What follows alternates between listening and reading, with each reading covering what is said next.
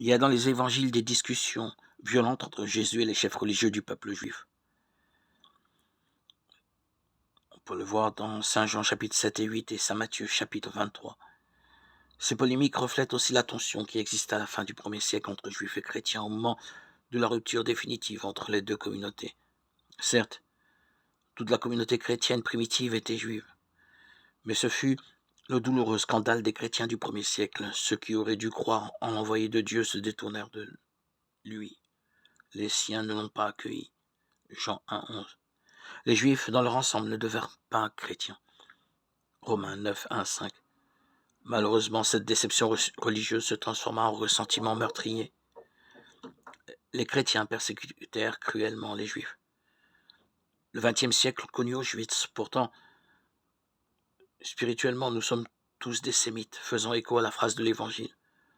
Le salut vient des Juifs, Jean 4, 22. En aucun cas, les chrétiens n'ont le droit d'appeler les Juifs un peuple maudit.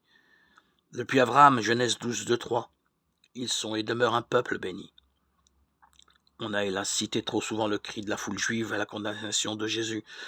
Nous prononçons sang sur nous et sur nos enfants, Matthieu 27, 25. Mais penser que ce cri a attiré sur eux la malédiction de Dieu est une aberration. Pour les Juifs, comme pour tout homme, le sang du Christ apporte le pardon de tout péché. Acte 3, 13, 26. L'antisémitisme des chrétiens est un double crime. Attentat contre la dignité humaine et oublie que Jésus, Marie, les 12 étaient juifs.